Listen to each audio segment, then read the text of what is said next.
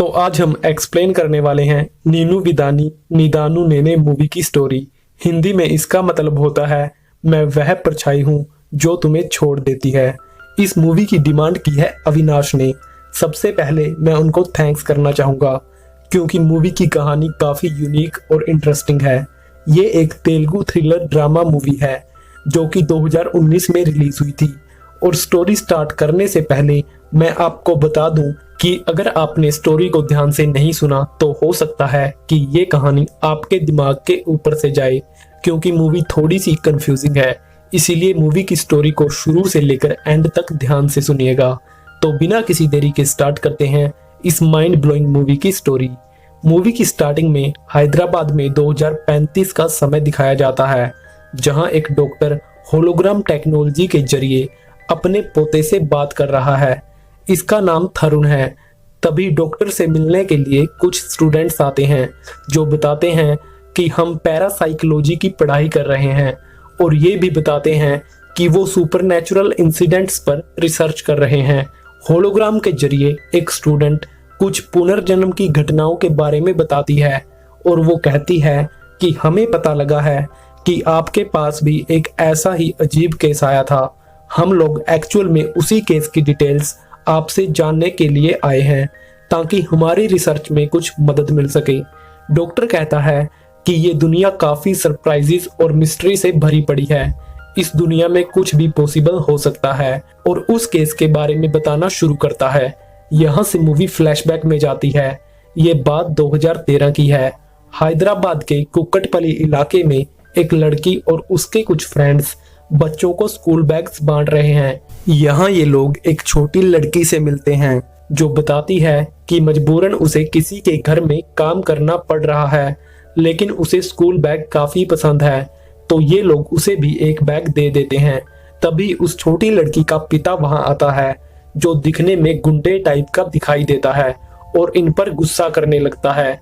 एक लड़की कहती है कि छोटी लड़कियों से जबरदस्ती काम करवाना एक अपराध है, तुम्हें उसे स्कूल भेजना चाहिए। वो कहती है कि मैं तुम्हारे खिलाफ पुलिस कंप्लेन करूंगी और ये बात सुनकर वो गुंडा लड़की को एक थप्पड़ मारता है और जबरदस्ती उन्हें वहीं बैठने को बोलता है। कुछ देर बाद ही मूवी के हीरो की एंट्री होती है जो वहां आकर इस गुंडे के साथ साथ उसके कुछ साथियों की भी धुलाई करता है और अपने दोस्तों को वहां से ले जाता है। इन्हें देखने से लगता है कि ये दोनों या तो गर्लफ्रेंड बॉयफ्रेंड है या फिर हस्बैंड वाइफ और हीरो इस लड़की को प्यार से बटरफ्लाई कहकर बुलाता है। अभी तक मूवी में इन दोनों के रियल नेम्स नहीं बताए जाते। इसके पीछे भी एक रीजन है जो आपको आगे पता लगेगा। अगले दिन बटरफ्लाई का बर्थडे होता है और हीरो उसे लॉन्ग ड्राइव पर ले जाता है। रोड पर बैरिकेड्स लगे होते हैं और एक व्यक्ति उन्हें बताता है कि आगे किसी का एक्सीडेंट हुआ है इसीलिए ये रास्ता बंद है। तो ये लोग अपनी गाड़ी दूसरे रास्ते पर घुमा लेते हैं और ड्राइव करते हुए गाड़ी में ये एक दूसरे को किस करने लगते हैं। तभी उनकी गाड़ी के सामने एक और गाड़ी आ जाती है और उससे बचने के चक्कर में इनकी गाड़ी एक बुलडोजर से टकरा जाती है और इन दोनों को हल्की चोट आती है और ये लोग बच जाते हैं लेकिन इनकी गाड़ी बंद पड़ जाती है। यहाँ हीरो मदद के लिए किसी को फोन करता है लेकिन उसके फोन में किसी तरह की आवाज आ रही थी जो कि काफी तेज थी जिस वजह से उसका फोन हाथ से छूटकर गिर जाता है। आगे हम देखते हैं कि रोड के पास में ही उन्हें एक कमरा दिखाई देता है और वहां पहुंचकर उन्हें पता लगता है कि ये एक शमशान घाट है क्योंकि पास में ही एक चिता जल रही थी। इसी मूवी में पहली बार ये एक दूसरे को नाम से बुलाते हैं। हमें पता लगता है कि इसका नाम ऋषि है और इस लड़की का नाम दिव्या है। यहाँ ऋषि दिया को डराने की कोशिश भी करता है और वो डर जाती है। यहाँ सीन कट होता है और किसी तरह से ये लोग वापस अपने घर पहुंचते हैं जहाँ ऋषि दिव्या से रोमांस करने की कोशिश करता है लेकिन दिव्या कहती है हम अभी शमशान घाट से लौटे हैं, पहले हमें नहा लेना चाहिए। और दिव्या जब नहाने जाती है तब शीशे में हमें दिव्या के रिफ्लेक्शन की जगह किसी और लड़की का ही रिफ्लेक्शन दिखाई देता है लेकिन दिव्या इस बात से बिल्कुल अनजान होती है। और दूसरी तरफ ऋषि जब शीशे के सामने जाता है तब उसे भी शीशे में किसी और ही इंसान की शक्ल दिखाई देती है। ये देखकर वो घबरा जाता है और शीशे से दूर हट जाता है। तभी दिव्या बाथरूम से बाहर निकलती है और वो भी देख लेती है कि शीशे में उसे किसी और ही लड़की का चेहरा दिखाई दे रहा है। यहाँ ये दोनों एक दूसरे को ये दिखाने की कोशिश करते हैं कि सब कुछ नॉर्मल है। खाना खाने के बाद ऋषि बाहर जाता है और अपना फोन चेक करता है और उसे अपने व्हाट्सएप और फेसबुक पर भी उसी इंसान की पिक दिखाई देती है जिसकी शक्ल ऋषि ने शीशे में देखी थी। और वो ऑब्जर्व करता है कि जब भी वो कान लगाकर किसी से फोन पर बात करता है या फिर अपने कानों पर हाथ रखता है तो उसे काफी तेज साउंड सुनाई देता है। दूसरी तरफ दिव्या भी कमरे में जाकर अपना मोबाइल देखने लगती है और कैमरे में भी उसे वही चेहरा दिखाई देता है जो चेहरा उसे शीशे में दिखाई दे रहा था और इसके सोशल मीडिया अकाउंट्स की फोटो भी चेंज हो चुकी थी। ये सब देखकर ये दोनों काफी घबरा जाते हैं। इसके बाद दोनों अपने बेडरूम में आते हैं। यहाँ दिव्या शीशा देखकर फिर से घबरा जाती है और ऋषि के पूछने पर दिव्या सारी सच्चाई बता देती है। यहाँ ऋषि भी दिव्या को बताता है कि मेरे साथ भी ऐसा ही हो रहा है। आगे हम देखते हैं कि इनके बेडरूम के दीवार पर लगी फोटो भी बदल चुकी है। उसमें भी उन्हीं लोगों की फोटो दिखाई दे रही है जो इन्हें शीशे में दिख रही थी। यहाँ ऋषि कहता है कि जब से हम शमशान घाट से लौटे हैं तब से हमारे साथ ये सब हो रहा है। वो आइडिया लगाता है कि हो सकता है कोई स्पिरिट हमें पोजेस करने की कोशिश कर रही है। आगे हम देखते हैं कि जब ऋषि बाथरूम में जाता है तब अचानक से दिव्या बाथरूम में आ जाती है। उसका चेहरा काफी भयानक लग रहा था और यहाँ दिव्या ऋषि को मारने की कोशिश करती है। यहाँ सीन कट होता है और तभी अचानक से दिव्या नींद से जागती है। यहाँ हमें पता लगता है कि बाथरूम वाला इंसिडेंट दिव्या का एक सपना था। सुबह नींद से उठने के बाद दिव्या को लगता है कि सब कुछ ठीक हो चुका है, लेकिन जैसे ही वो शीशे में देखती है फिर से उसे अलग ही लड़की का चेहरा दिखाई देता है। तभी वहां काम वाली बाई आती है और ऋषि जानबूझकर उसे दीवार पर लगी फोटो साफ करने को कहता है, लेकिन वो आराम से फोटो साफ करके वहां से चली जाती है।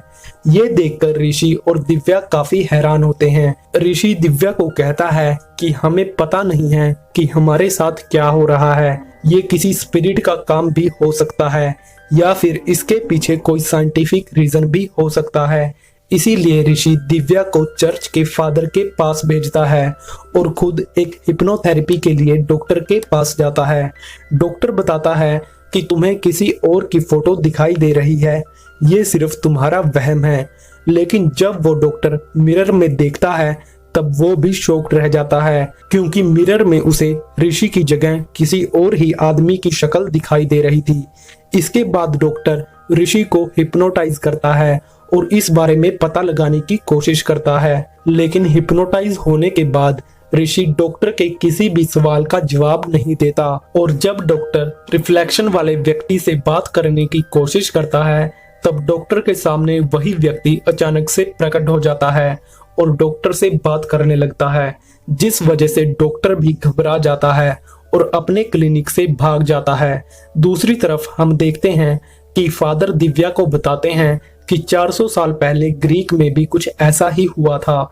एक बच्चे को मिरर के रिफ्लेक्शन में कोई आदमी दिखाई दे रहा था, जिस वजह से गांव के लोग डर गए और उन्होंने उस बच्चे को मार डाला। फादर बताते हैं कि ये बात मैंने एक बुक में पढ़ी थी और कहते हैं कि तुम्हें डरने की बिल्कुल भी जरूरत नहीं है। वो कहते हैं कि आत्माएं बिल्कुल हमारे ही जैसी होती हैं, जैसे कि आजकल मूवीज और यूट्यूब पर दिखाया जाता है। ये सिर्फ हमारी एक इमेजिनेशन है। फादर दिव्या से कहते हैं कि मेडिकल साइंस ने आज काफी तरक्की कर ली है, जिससे तुम्हारा इलाज भी संभव हो सकता है। इसके बाद दिव्या घर आती है और तभी उससे मिलने के लिए उसकी मदर इन लॉ भी आ जाती है और ऋषि का इंतजार करने लगती है, लेकिन उसे शीशे में दिव्या का रिफ्लेक्शन दिखाई देता है, जिसे देखकर वो काफी घबरा जाती है और चोरी से उसके रिफ्लेक्शन की फोटो लेकर वहां से चली जाती है। दूसरी तरफ हम देखते हैं कि ऋषि शमशान घाट जाता है ताकि ये पता लगा सके कि कल रात यहाँ किसकी चिता जल रही थी वहां पहुंचने पर ऋषि एक पुलिस इंस्पेक्टर को वहां से जाते हुए देखता है, लेकिन वहां पहुंचने पर उसे पता नहीं लगता कि किसकी बॉडी को यहां जलाया गया था। आगे हम देखते हैं कि ऋषि की मां दिव्या के रिफ्लेक्शन की फोटो डॉक्टर थरुण को दिखाती है। यहाँ डॉक्टर कहता है कि हमें एक बार दिव्या का बॉडी स्कैन करना पड़ेगा और दिव्या को वहां लाने के लिए ऋषि की मां ऋषि को फोन लगाती है। यहाँ ऋषि दिव्या के पास ही बैठा होता है और फोन को लाउड स्पीकर पर लगाकर अपनी मां से बात करता है, क्योंकि जब भी वो कान पर फोन लगाता है उसे काफी जोर की आवाज सुनाई देती है। उसकी मां ऋषि को सारी बात बता देती है और दिव्या भी ये सारी बात सुन रही थी। यहाँ ऋषि बताता है कि ये प्रॉब्लम सिर्फ दिव्या के साथ नहीं है, मेरे साथ भी ऐसा ही हो रहा है। अगले सीन में हम देखते हैं कि डॉक्टर दोनों की बॉडी का स्कैन करता है, लेकिन रिपोर्ट्स बिल्कुल नॉर्मल होती है। यहाँ डॉक्टर बताता है कि ये साइकोलॉजिकल प्रॉब्लम हो सकती है और आत्माओं और भूत जैसा कुछ नहीं होता। ऋषि बताता है कि जब भी हम कान पर हाथ रखते हैं या कान पर फोन लगाकर बात करते हैं तब कोई इरिटेटिंग आवाज सुनाई देती है। डॉक्टर कहता है कि ये नॉर्मल है, मेडिसिन से ये ठीक हो जाएगा। लेकिन जब डॉक्टर मिरर में ऋषि का रिफ्लेक्शन देखता है तब वो भी शॉक्ड रह जाता है। ऋषि पूछता है कि हमें ये भी नहीं पता कि मिरर में दिखने वाला आदमी जिंदा है या मुर्दा, तो ये पता लगाने के लिए डॉक्टर एसीपी की मदद लेता है। अगले दिन एसीपी डॉक्टर से मिलने हॉस्पिटल में आता है और इनके केस को देखता है। यहाँ एसीपी ऋषि के मिरर रिफ्लेक्शन की एक तस्वीर भी लेता है ताकि वो इस इंसान के बारे में पता लगा सके। यहाँ बातचीत के दौरान डॉक्टर ऋषि के सामने एक डिवाइस रखता है।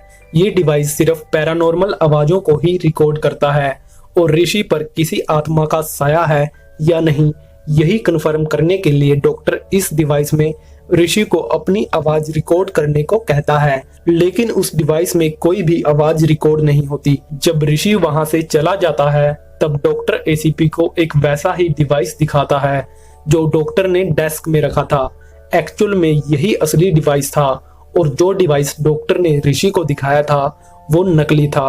और जब डॉक्टर उस डिवाइस की रिकॉर्डिंग प्ले करता है तब उसमें कुछ साउंड सुनाई देते हैं, जिससे डॉक्टर और एसीपी को कंफर्म हो जाता है कि ऋषि पर किसी आत्मा का साया है। लेकिन ये बात डॉक्टर ने ऋषि से इसीलिए छिपाई थी ताकि वो डरे ना। जब एसीपी वहां से बाहर निकलता है तब ऋषि उसका पीछा करने लगता है। यहाँ हमें पता लगता है कि एसीपी काफी डरपोक इंसान है और जब से इसे पता लगा है कि ऋषि पर किसी भूत का साया है तब से ये और भी डर चुका है। यहाँ इसे ऋषि के साथ साथ वो आदमी भी दिखाई देता है जिसे इसने ऋषि के मिरर रिफ्लेक्शन में देखा था। यहाँ ये इन्हें समझाने की कोशिश करता है कि मैं काफी इनोसेंट पुलिस वाला हूँ। तभी एक कंपाउंडर वहां आता है और इसे पता लगता है कि ये दोनों इंसान इसका इल्यूजन थे। अगले दिन फिर से ऋषि और दिव्या डॉक्टर के पास आते हैं, जहां एसीपी उन्हें बताता है कि 4 दिन पहले उस कब्रिस्तान के पास एक एक्सीडेंट हुआ था जहां अर्जुन और माधवी मारे गए थे। यहां एसीपी उन्हें एक न्यूज़पेपर भी दिखाता है जिसमें अर्जुन और माधवी की तस्वीर के साथ उनकी डेथ न्यूज छपी थी। लेकिन ये तस्वीर देखकर ये दोनों शॉक्ड रह जाते हैं और यहाँ से कहानी एक अलग ही मोड़ लेती है। इन्हें समझ आता है कि 4 दिन पहले हुए एक्सीडेंट में एक्चुअल में इन दोनों की मौत हो चुकी है और जिन लोगों की शक्ल इन्हें शीशे में दिखाई दे रही है उनकी बॉडी को इन्होंने पोजेस कर लिया है। यही मूवी का इंटरमिशन होता है। यहाँ ऑडियंस के मन में अचानक से काफी सारे क्वेश्चन उठते हैं।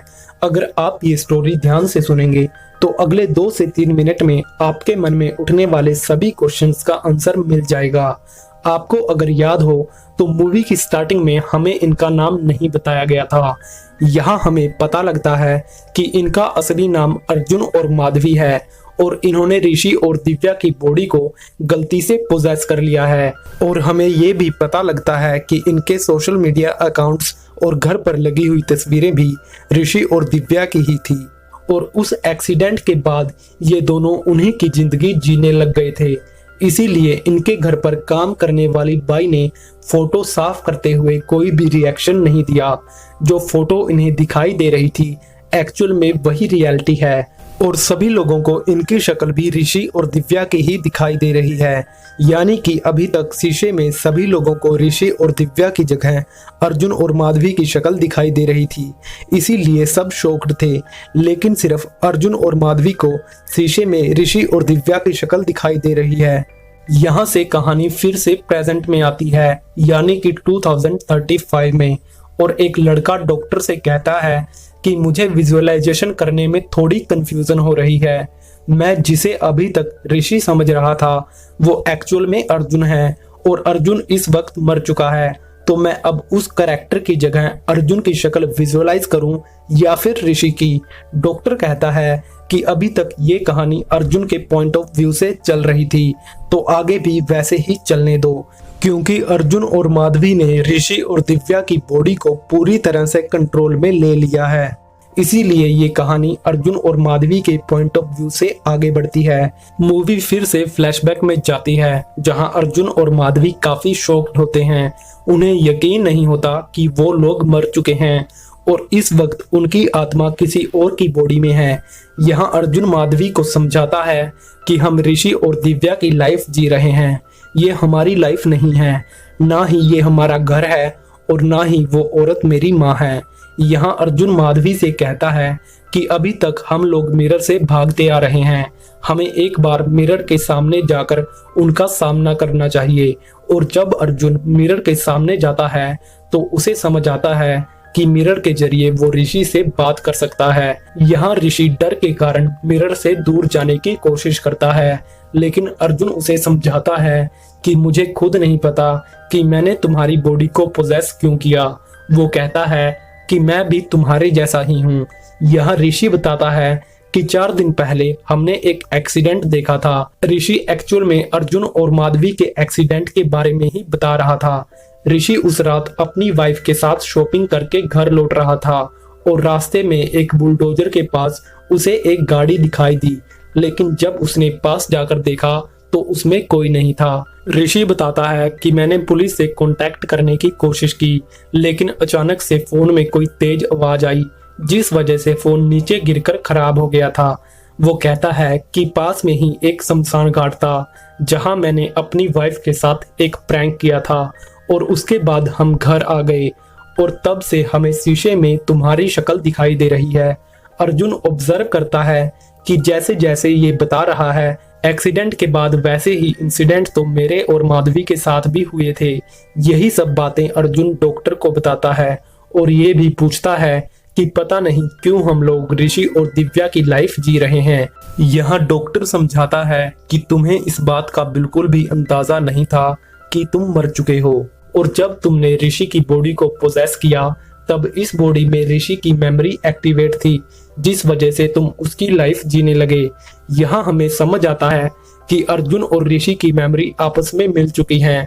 इस वक्त अर्जुन ऋषि की बॉडी को कंट्रोल कर रहा है, लेकिन ऋषि की बॉडी में अभी भी उसी की मेमोरी एक्टिवेट है। यहाँ डॉक्टर कहता है कि तुम्हें अपने पेरेंट्स से मिलना चाहिए ताकि तुम्हें अपना पास्ट याद आ सके। यहाँ सीन कट होता है और माधवी के साथ अर्जुन अपनी कॉलोनी में जाता है, जहां उसे कुछ मेमोरीज याद आती हैं, और जब वो अपने घर में देखता है तो वहां अर्जुन के पेरेंट्स उसकी फोटो के सामने रो रहे थे, और ये सब देखकर अर्जुन काफी इमोशनल हो जाता है और वहां से चला जाता है। और जब वो वापस ऋषि के घर पहुंचते हैं तब तक उन्हें सब कुछ याद आ जाता है। यहाँ अर्जुन और माधवी ऋषि और दिव्या को अपने पास्ट के बारे में बताना शुरू करते हैं, और यहाँ से कहानी एक और फ्लैशबैक में जाती है। हमें पता लगता है कि अर्जुन के डैड उसके बेस्ट फ्रेंड थे और अर्जुन की मुलाकात माधवी से कॉलेज में हुई थी। कॉलेज में इनकी लव स्टोरी के बारे में सबको पता था और अर्जुन हमेशा गुंडागर्दी करते रहता था। आगे हम देखते हैं कि इनकी लव स्टोरी के बारे में इनके पेरेंट्स को पता लग गया था। अर्जुन के पिता तो इनकी शादी के लिए रेडी थे, लेकिन माधवी के पिता इनकी शादी के खिलाफ थे। कुछ दिन बाद ही अर्जुन और माधवी ने अपने पेरेंट्स की मर्जी के खिलाफ कोर्ट मैरिज कर ली थी, जिस वजह से इन दोनों के रिश्ते इनके पेरेंट्स से खराब हो गए और इन्होंने अलग रहने का फैसला किया। अर्जुन बताता है कि उस दिन पहली बार हमें अपने फ्यूचर की चिंता हो रही थी। यहाँ अर्जुन और ऋषि की अच्छी दोस्ती हो जाती है और अर्जुन भी अपने आप को ऋषि की बॉडी से निकालना चाहता है, जिसके लिए वो ऋषि के शरीर को काफी तकलीफ देता है। कभी वो पानी में अपना सांस रोक कर रखता है तो कभी काफी देर तक रनिंग करता है ताकि किसी तरह से वो ऋषि के शरीर को छोड़ सके, लेकिन ये सब चीजें फेल हो जाती हैं। ऐसे ही कुछ दिन बीतते हैं और एक रात अर्जुन को याद आता है कि एक्सीडेंट होने के बाद किसी ने हमारी गाड़ी का शीशा तोड़ा था। अर्जुन को याद आता है कि उस रात एक मोटे आदमी ने साथ वाले रोड पर कुछ बैरिकेड्स लगाए हुए थे और उसने ही अर्जुन को दूसरे रास्ते से जाने को कहा था। तो अर्जुन ऋषि से पूछता है कि क्या उस रात साथ वाले रोड पर कोई एक्सीडेंट हुआ था या फिर कोई बैरिकेड्स लगे हुए थे, लेकिन ऋषि बताता है कि ऐसा कुछ नहीं था, हम उसी रोड से आए थे। ऋषि ने अर्जुन को ये पहले ही बता दिया था कि तुम्हारी गाड़ी के साइड का शीशा टूटा हुआ था, लेकिन उसमें ऋषि को कोई भी नजर नहीं आया। अर्जुन दिया को भी नींद से उठाता है और कहता है कि उस रात हमारी मौत एक्सीडेंट की वजह से नहीं हुई थी, बल्कि किसी ने हमारा मर्डर किया था। अर्जुन कहता है कि जिसने भी हमें मारा है मैं उन्हें नहीं छोड़ूंगा, लेकिन माधवी कहती है कि जीते जी तुमने मेरी बात नहीं मानी, लेकिन अब तो मान लो तुम्हारी गुंडागर्दी की वजह से ऋषि की जान को खतरा हो सकता है।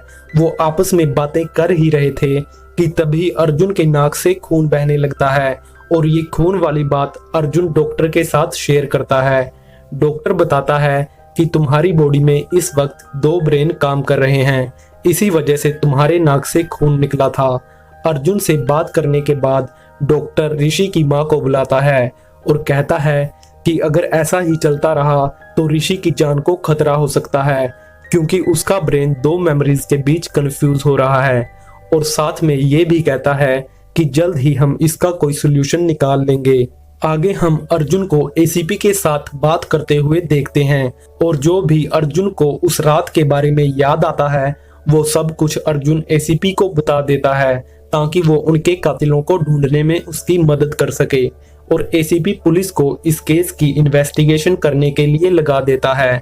जब अर्जुन पुलिस स्टेशन से बाहर निकलता है तो रास्ते में उसे एक मोटा आदमी दिखाई देता है। उसे देखकर अर्जुन को याद आता है कि ये वही आदमी है जिसने एक्सीडेंट वाली रात हमें जानबूझकर दूसरे रास्ते भेजा था।